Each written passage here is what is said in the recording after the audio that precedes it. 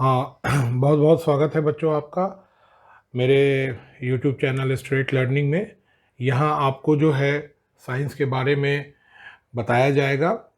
यह NCERT का class 7 का साइंस का एक लेसन है जिसका नाम है सॉइल। हम लोग आज इसके बारे में पढ़ेंगे और जानने की कोशिश करेंगे कि इसमें कौन कौन सी इम्पोर्टेंट चीज़ें हैं। सबसे पहले अगर हम सॉइल की बात करें बच्चों, तो आप देखेंगे इम्पोर्टेंस ऑफ सॉइल। सॉइल जो हमारे पास है उसका क्या इम्पोर्टेंस है। आप जानते हैं सॉइल एक बहुत ही इम्पोर्टेंट मटेरियल है। हमारी पृथ्वी जो है आप कह सकते हैं मिट्टी से ही बनी हुई है, और मिट्टी के निर्माण के पीछे मिट्टी का जो फॉर्मेशन होता है, सॉइल का जो फॉर्मेशन होता है, उसके पीछे एक बहुत बड़ा साइंस है, एक बहुत लंबी प्रक्रिया है, एक बहुत लंबा प्रोसेस है जिसके बारे में अभी यहाँ जानना तो उतना सुटेबल नहीं है। आप ज्योग्राफी में भी इस विषय को आप पढ़ेंगे। तो यहाँ आप देखिए सबसे पहले कि इम्पोर्टेंस ऑफ सॉइल के अंदर हम लोग क्या जानते हैं।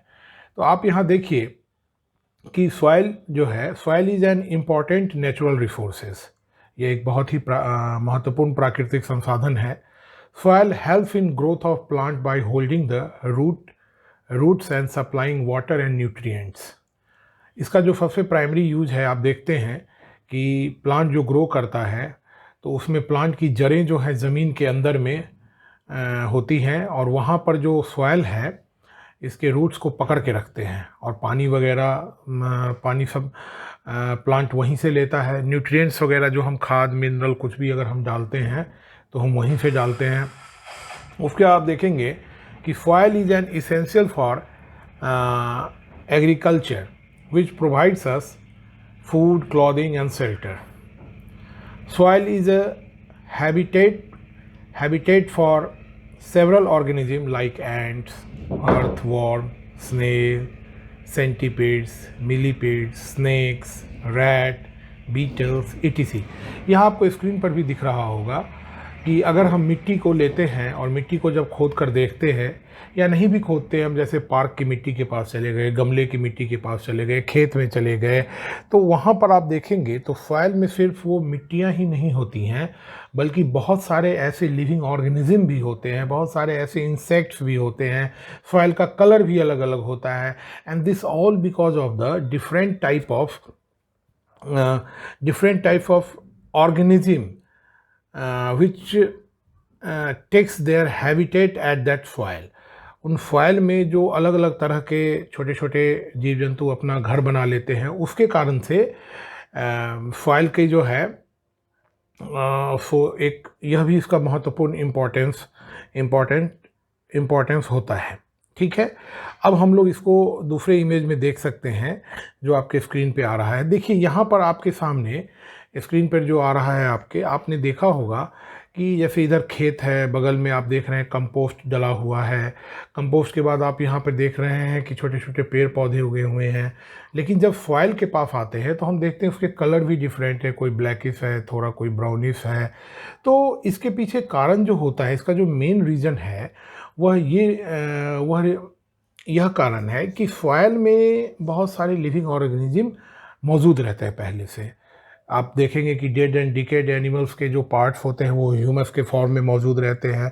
तो इस तरह से जो है बहुत सारे सॉइल जो होता है वो बहुत सारे लिविंग ऑर्गेनिज्म का हैबिटेट होता है। अब यहाँ पर आप देखिए लिविंग ऑर्गेनिज्म जो सॉइल में पाए जाते हैं उनकी एक डिस्क्राइबिंग फॉर्म में आपके दिया हुआ है, स्क्रीन पे आपके दिख रहा है। आप देखिए कि इसमें अलग अलग तरह के इंसेक्ट्स हो गए, छोटे मोटे मतलब कीड़े मकोड़े हो गए, छोटे बड़े जानवर तो यहाँ आपको नहीं दिखाई दे जा रहे हैं क्योंकि आपका लेवल 7 का है। लेकिन आप यहाँ देखें छोटे घोंघा है, स्नेल है, आप यहाँ पे देख सकते हैं फंगस वगैरह भी है, सेंटरपीड्स वगैरह भी है, बहुत सारे छोटे छोटे इंसेक्ट्स वगैरह मौजूद होते हैं। अब हम लोग नेक्स्ट में देखेंगे कि सॉइल पॉल्यूशन। अब यहाँ अगर पॉल्यूशन की बात करते हैं, देखिए पॉल्यूशन का सीधा मतलब है कि अनवांटेड वेस्ट मटेरियल जो जल्दी डिस्ट्रॉय ना हो, जो जल्दी ना गले, जो जल्दी ना सड़े, और जिसका हमारे लिए कोई बेनिफिशियल यूज नहीं है, तो वो फरे जो है ना कंपोनेंट्स पॉल्यूशन फैलाते हैं। अब जैसे देखिए ज़मीन है, तो ज़मीन के ऊपर में अगर आप ऐसी चीज़ें फेंक दें जो जल्दी ना सड़े, ना गले, जो डिकम्पोज ना हो, तो वो सभी पॉल्यूशन फैलाते हैं। जैसे आप जानते हैं कि प्लास्टिक वगैरह 1000 ईयर्स तक जो है एग्जिस्ट करता है। तो soil pollution is caused by plastics, chemicals, pesticides and other waste products. जैसे केमिकल्स वगैरह, फैक्ट्री वगैरह से जो केमिकल्स निकलते हैं उनको हम वहाँ डिस्चार्ज करके छोड़ दें। पेस्टिसाइड जो कीड़े वगैरह को मारने वाली जो दवाएं होती हैं, ये सब बेसिकली एक जहर होता है।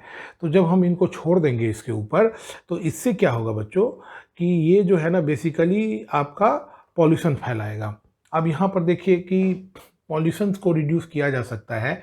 जैसे आप प्लास्टिक वगैरह को कम यूज़ करें, ठीक है, क्योंकि प्लास्टिक जो है नॉन बायोडिग्रेडेबल में आता है ना। अब जैसे मान लीजिए कि केमिकल्स हो गया या कोई भी वेस्ट मटेरियल हो गया, उसका एक प्रॉपर ट्रीटमेंट करें फैक्ट्री में, उसको रिसाइकल करें, उसको किसी दूसरे चीज़ में कन्वर्ट कर दें। अब आप यहाँ पर देखेंगे जैसे कि treating of waste chemical before releasing into the soil, reducing of pesticide. Pesticide एक केमिकल होता है जो जहर होता है, जो पेस्ट मतलब कीड़ा। कौन सा कीड़ा? जैसे फसल वगैरह पर जो कीड़े लग जाते हैं, प्लांट्स पे जो कीड़े लग जाते हैं, उनको मारने के काम में आता है। तो वहाँ भी उसको ये रोक सके। अब आप देखेंगे कि एफॉरेस्टेशन और डिफॉरेस्टेशन दोनों एक प्रकार का अपोजिट वर्ड है। एफॉरेस्टेशन का मतलब होता है पेड़ों को, मतलब प्लांटिंग मोर ट्रीज, यानी पेड़ों को बहुत ज़्यादा लगाना। अगर आप प्लांट्स वगैरह को अच्छे से लगाएंगे तो इससे क्या होगा कि आपका जो है सॉइल पॉल्यूशन भी कमेगा और एयर पॉल्यूशन भी कमेगा, ठीक है। तो यहाँ आपने देखा कि soil pollution can be reduced by avoiding use of plastics, treating of waste and chemicals before releasing into the soil, reducing use of pesticides, and fifth point is afforestation, means planting more trees. Okay बच्चों, अब आइए देखिए layers of soil. अब इसमें एक activity है जिसको आप अपने घर पे भी कर सकते हैं। मान लीजिए शीशे, यहाँ पर तो एक कंटेनर दिखाई दे रहा है स्क्रीन पे, लेकिन मान लीजिए कि आप एक शीशे का कंटेनर ले लीजिए, ठीक है, मतलब शीशे की ग्लास ले लीजिए और ग्लास में कुछ मिट्टी लेकर आइए और उसको घोल दीजिए। जब आप मिट्टी को घोलेंगे, जैसे पार्क का मिट्टी या कहीं का भी मिट्टी, तो आप उसमें बहुत सारे लेयर्स नज़र आएंगे। तो फर्स्ट लेयर आपका ह्यूमस का होगा। ह्यूमस बेसिकली वाइट कलर का जो है फ्रॉथ होता है, झाग टाइप का, उसमें dead and decaying parts of nutrients part जो होता है सॉइल का, वही उसमें नज़र आता है। तो फर्स्ट पार्ट जो है आपका ह्यूमस हो जा रहा है। सेकंड पार्ट आप यहाँ पर देख रहे हैं बच्चों कि आपका जो है ये वाटर हो जा रहा है। थर्ड पार्ट जो है उसमें महीन मिट्टी के कण होते हैं, क्ले, वो हो जा रहे हैं। और फोर्थ में आप देख रहे हैं कि सैंड हो जा रहा है। और सबसे आखिरी में जो भारी पार्ट्स होता है, जैसे कि ग्रेवल्स वगैरह हो गया, तो जो छोटे मोटे कंकर होते हैं, तो वो यहाँ पे ग्रेवल्स हो गए। इसको आप देख लीजिए, जैसे कि आप करेंगे कि टेक ए ग्लास टम्बलर, वो शीशे का ग्लास जैसा, 3/4 filled with the water. Add a handful of soil in a glass tumbler, stir it well with a glass rod and leave it undisturbed for some time. We can see different layer of particles of different sizes. The rotting dead plants and animal remain at the top is humus. Below it is a layer of clay, sand and gravel. तो student ये सब जो है ना वो मतलब एक different एक लेयर ऑफ सॉइल्स हो जाते हैं। ओके, सॉइल को अगर हम लोग वाटर में घोलते हैं तो ये सारे लेयर्स जो हैं हमें देखने को मिलते हैं। अब आइए थोड़ा और डीप में चले हम लोग। अब यहाँ देखिए सॉइल प्रोफाइल। मान लीजिए ज़मीन है और ज़मीन को जब आप खोदेंगे तो जैसे एक पेड़ लगा हुआ है, पेड़ की जड़ें नीचे तक गई हुई हैं, तो इसको आप लोग थोड़ा गौर से देखिए। The vertical section through different layer of soil is called the soil profile. आप वर्टिकली जब सॉइल को कट करेंगे तो आपको उसके नीचे जाने पे बहुत सारे आपको उसके लेयर नज़र आएंगे। जैसे ए लेयर देखिए हॉरिजन, टॉप सॉइल हो गया, बी हॉरिजन हो गया, सी हॉरिजन हो गया और बेड रॉक हो गया। अब आप देखिए कि ए हॉरिजन वाला जो सॉइल है उसके वो अलग टाइप का है, बी वाला आपका अलग है, सी वाला अलग है और डी वाला तो जो सबसे आखिरी में है वो तो बिल्कुल बेड रॉक हो जाता है। तो these are the compositions, these are the soil profiles, okay, and these are the composition of different type of soil having the different type of natures too. इनके जो अलग अलग फिजिकल नेचर्स भी होते हैं। आगे हम लोग और थोड़ा देखें इसको। अब आप देखिए ए जो हॉरिजन था वो क्या था कि A horizon is the upper most layer of the soil, it is also called the top soil. It is a dark colour and rich in humus, क्योंकि ह्यूमस हमारे बेसिकली जो है वो nutrients part of the soil होता है, तो वो top layer पे ही रहता है। तो टॉप लेयर पे रहने के कारण क्या होता है, जैसे आप पानी में घोलेंगे उसको तो देखेंगे झाग झाग जैसा, फ्रॉथ जैसा जो आता है वही ह्यूमस होता है, तो वो बेसिकली टॉप लेयर में पाया जाता है। तो यहाँ भी आप देखिए कि A horizon is the uppermost layer of the soil. It is also called the top soil. It is a dark in color, rich in humus. It provides nutrients to plant. It is soft, porous and retain more water. Okay बच्चों, ये आपका horizon ए वाला section का हो गया, मतलब ऊपर वाला सेक्शन। अब बी में आइए, B horizon is the second layer. It is a less humus, स्वाभाविक है नीचे है तो इसमें dead and decaying parts of the animal and a plant will reach after the first part, so it will have a less amount of the humus. तो बीच वाले भागों में थोड़ा ह्यूमस कम होता है, but it has more mineral, लेकिन इसमें मिनरल की मात्रा ज़्यादा होती है। It is harder and more compact, ये ऊपर वाले से ज़्यादा हार्ड होता है और ज़्यादा आपस में जुड़ा हुआ भी रहता है, कॉम्पैक्ट भी होता है।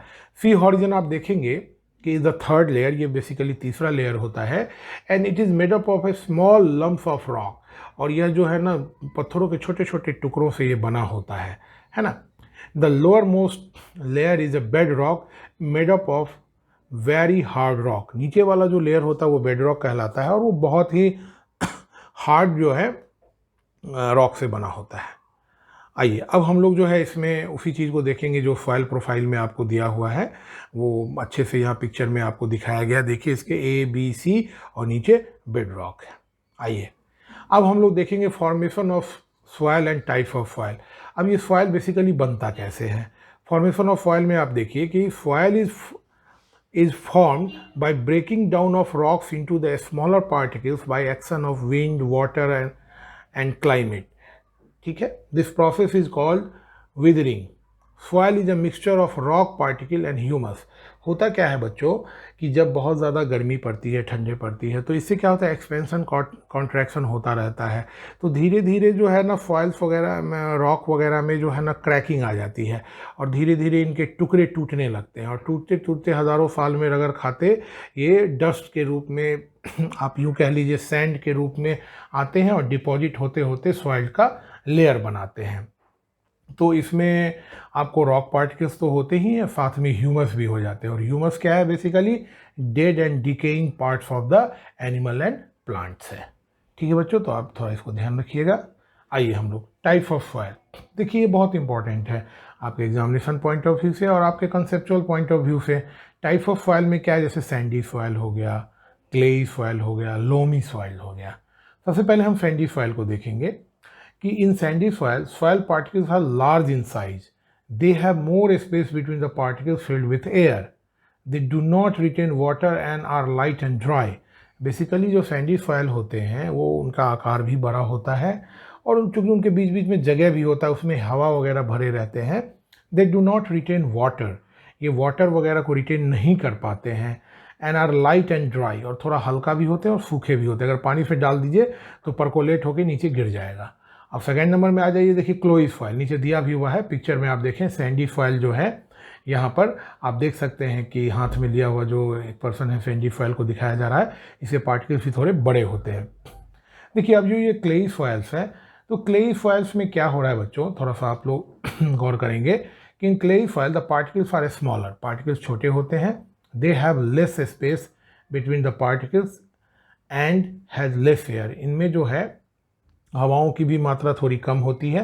They retain more water and are heavy and wet, ये थोड़ा सा इसमें क्या होता है कि ये जो है पानी भी रखते हैं और थोड़ा हैवी भी हो जाते हैं, ये भारी जैसे। अब लोमी सॉइल देखिए, लोमी सॉइल में क्या है, बेसिकली ये दोनों 50-50 मिले होते हैं, आपको क्ले भी होता है और सैंड भी होता है। देखिए in loamy soil the particle size is between those of sand and clay, it contains humus and has a right water holding capacity, इसमें जो है पानी को अपने अंदर में रखने की भी बहुत ज़बरदस्त कैपेसिटी होती है। So it is the best soil for the growth of plant. तो अक्सर एग्जाम में ये क्वेश्चन पूछा जाता है कि which soil is the best for the growth of plant, तो आप निश्चित तौर से बोलेंगे कि loamy soil is the best for the growth of the plant because it contains both clay as well as sandy soil. Okay बच्चों, अब आ जाइए यहाँ पर देखिए properties of water. Properties of water को हम यहाँ सॉइल में दिखा रहे हैं कि सॉइल में ये किस तरह से बिहेव करता है। देखिए परकोलेशन रेट ऑफ वाटर, तो आप देखेंगे परकोलेट मतलब रिसना, कोई चीज़ आप डाल दीजिए वहाँ से जब वो रिसने लगता है तो वो कहता है परकोलेट। जैसे how fast water passes through the soil, soil से ये कितनी तेज़ी से पानी निकल जाता है। देखिए water percolate faster through the sandy soil and flower through the clayey soil. Clay soil के पार्टिकल्स जो है आपस में काफ़ी जुड़े होते हैं, कॉम्पैक्ट होते हैं, तो इसमें से पानी का बह पाना उतना आसान नहीं होता है, और जबकि जो है आपका सैंडी सॉइल से बड़ी आसानी से पानी बह जाता है। तो अब आप यहाँ एक्टिविटी में देखिए, एक एक्टिविटी करें। एक पीवीसी पाइप का एक बड़ा सा कंटेनर लिया गया, लगभग जो है 20 सेंटीमीटर लॉन्ग है एंड 5 सेंटीमीटर डायमीटर का है। Place it about the 2 centimetre in ground, उनको 2 सेंटीमीटर ग्राउंड में थोड़ा धंसा के डाल दिया। Pour 200 ml of water slowly into it, 200 ml of water भी इसमें डालेंगे and note the time taken for the water to percolate. अब कितनी देर में पूरे के पूरे पानी वो रिस के अंदर चला जाता है उसको हम लोग नोट कर लेंगे। ठीक है बच्चों, जैसा आपके स्क्रीन पे दिख रहा है, the rate of percolation of water can be calculated by using the formula. अब परकोलेशन रेट क्या होगा उसको एक फार्मूला से निकाल सकते हैं, जैसे rate of percolation is equal to amount of water into ml। तो 200 ml वाटर हमने लिया था, परकोलेशन टाइम अब जितना भी मिनट लगा हो उसको पानी बहने में, तो उससे जब हम डिवाइड कर देंगे तो हमारे पास इसका रेट आ जाएगा। ठीक है बच्चों, अब हम लोग यहाँ पर देखते हैं मॉइस्चर इन द सॉइल। अब मान लीजिए सॉइल है, देखते होंगे भींगा हुआ है, कभी सॉइल को हाथ में लेते हैं तो देखते हैं कि उसको थोड़ा थोड़ा सा ना एयर तो उसमें है ही, बीच बीच में सॉइल में पार्टिकल्स अगर फैले हुए हैं तो साथ में आप देखेंगे कि थोड़ा मॉइस्चर भी आप वहाँ पाएंगे। तो अब इसमें कह रहा है कि मेजर कीजिए भाई, कि पता कीजिए कि मॉइस्चर इसमें कैसे है। तो इसको हम लोग एक सिंपल एक्सपेरिमेंट से पता कर सकते हैं कि एक टेस्ट ट्यूब में फॉयल को रख के नीचे हीट करेंगे तो देखेंगे कि ऊपर वाले जो इसके टेस्ट ट्यूब का जो होल्डर से ऊपर जो है जो इसका सर्किल है उस जगह पर वाटर ड्रॉपलेट्स जो है जमा हो जाते हैं। तो देखिए यहाँ पर कि फॉयल कंटेन्स मॉइस्चर, फॉयल जो है मॉइस्चर कंटेन करता है। The amount of moisture is different in different type of foil. तो क्या होता है, इसके मॉइस्चर की भी परसेंटेज अलग अलग होते हैं। जैसे clayey soil contents most moisture and Sandy soil contents less moisture. तो आपका जो है क्लेई सॉइल ज़्यादा मॉइस्चर लेता है और सैंडी सॉइल कम मॉइस्चर लेता है। इसकी एक एक्टिविटी हम लोग देखेंगे, take soil in a boiling tube and fix it to a stand, एक स्टैंड में फिक्स कर देंगे।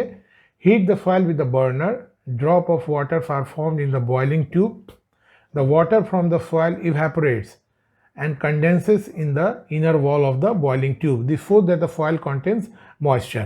अब स्वाभाविक है कि अगर आप टेस्ट ट्यूब में फॉयल रखे हैं नीचे से गर्म करेंगे तो गर्म करने पे फॉयल के अंदर जो मॉइस्चर होगा, मतलब मॉइस्ट एयर यानी वाटर के साथ मिक्स एयर जो होगा वो इवेपोरेट होकर ऊपर जाएगा। ऊपर जाएगा तो ऊपर वाले जो लेयर में वो टच करेगा तो वहाँ वो कंडेंस होके वाटर ड्रॉपलेट्स में कन्वर्ट हो जाएगा। तो this experiment shows that this experiment shows this fact that water also contain soil also contain moisture।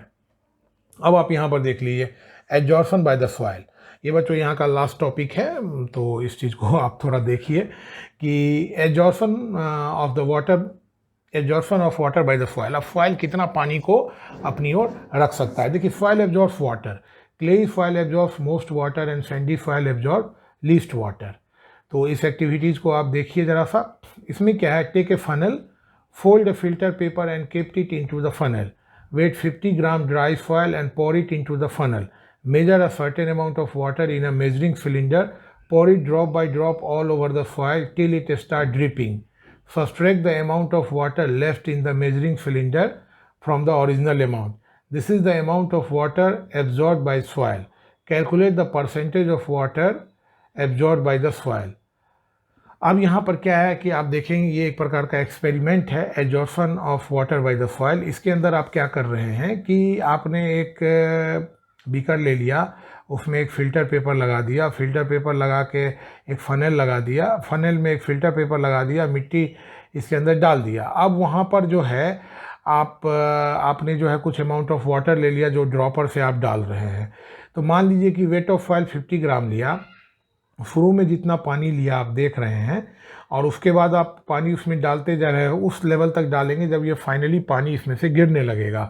तो फाइनल वॉल्यूम क्या होगा और इनिशियल वॉल्यूम क्या है, इन दोनों को माइनस कर देंगे तो एग्जैक्ट वाटर जो यूज हुआ है वो निकल जाएगा।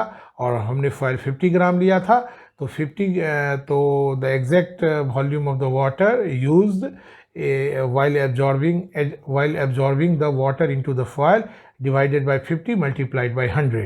तो इससे आपका जो है एब्जॉर्प्शन ऑफ माने आपका परसेंटेज ऑफ वाटर एब्जॉर्ब जो हुआ ये आपका निकल जाएगा।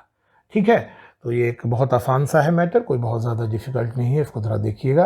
अब आप देखिए कि फॉयल एंड क्रॉप, फॉयल और क्रॉप में क्या बेसिकली रिलेशन है। तो देखिए different type of crops are grown in different type of soil. अलग अलग तरह के क्रॉप है तो वो अलग अलग तरह के सॉइल में उगते हैं। Clay and loamy soil are suitable for growing wheat and pulses. जो क्ले वाला सॉइल है या लोमी है वो बेसिकली हमारे व्हीट के लिए और पल्सेस के लिए उगाए जाते हैं।